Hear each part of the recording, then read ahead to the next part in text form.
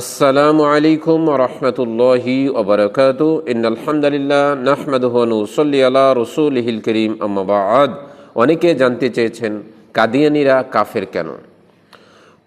আকিদায়ে খতমে নবুয়ত অর্থাৎ নবী মুহাম্মদ সাল্লাল্লাহু আলাইহি ওয়াসাল্লাম হচ্ছেন সর্বশেষ নবী, এই বিষয়ে পবিত্র কোরআন এবং হাদিসে সুস্পষ্টভাবে বর্ণনা করা হয়েছে।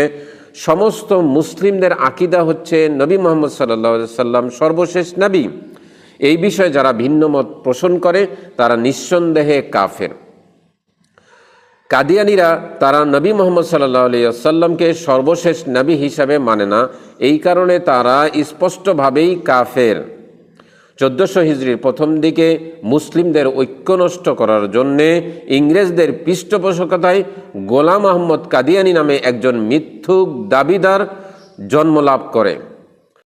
গোলাম আহমদ কাদিয়ানী নিজেকে প্রথমে সে মুজাদ্দেদ হিসাবে দাবি করে, এরপরে ইমাম মাহদি হিসাবে দাবি করে, এরপরে সে ঈসা আলাইহিমুস সালাম হিসাবে নিজেকে দাবি করে, এরপরে সর্বশেষ নবী হিসাবে সে নিজেকে দাবি করে থাকে। তাদের আকিদা হচ্ছে বিভ্রান্তকর, ভ্রষ্ট আকিদা, বাতিল আকিদা।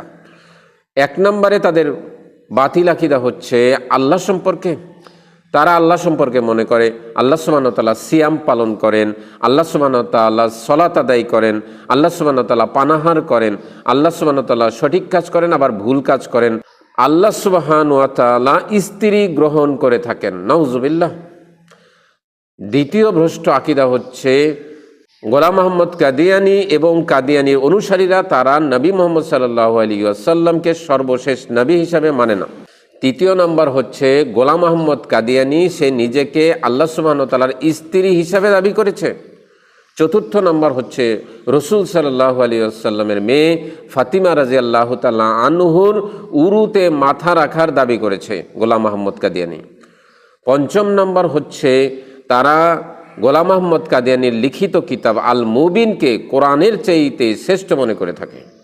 ষষ্ঠ নম্বর হচ্ছে তারা তাদের বাৎসরিক সম্মেলনকে হজের চেয়ে বেশি মূল্যায়ন করে থাকে।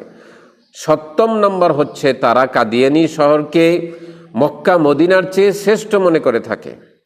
অষ্টম নম্বর হচ্ছে গোলাম আহমদ কাদিয়ানীকে তারা নবী এবং রাসূলদের চেয়ে শ্রেষ্ঠ মনে করে থাকে। নাউজুবিল্লাহ। এ সমস্ত বাতিল আকিদা ধারণ করে থাকে কাদিয়ানীরা, সুতরাং কাদিয়ানীরা কাফের। নবী মুহাম্মদ সাল্লাল্লাহু আলাইহি ওয়াসাল্লাম বলেছেন আনা খাতামান নাবিয়্যিন লা নাবিয়্যা বাদা, আমি হচ্ছি সর্বশেষ নবী আর আমার পরে কোনো নবী আসবে না। আশা করি আমরা কাদিয়ানী সম্পর্কে আজকে জানতে পারলাম এবং কাদিয়ানী সম্পর্কে আমরা সতর্ক থাকব যেন আমাদের সমাজে তারা তাদের দাওয়াতি কাজ না করতে পারে। এ বিষয়ে মুসলিমদেরকে সজাগ থাকতে হবে। আসসালামু আলাইকুম ওয়া রাহমাতুল্লাহি ওয়া বারাকাতুহু।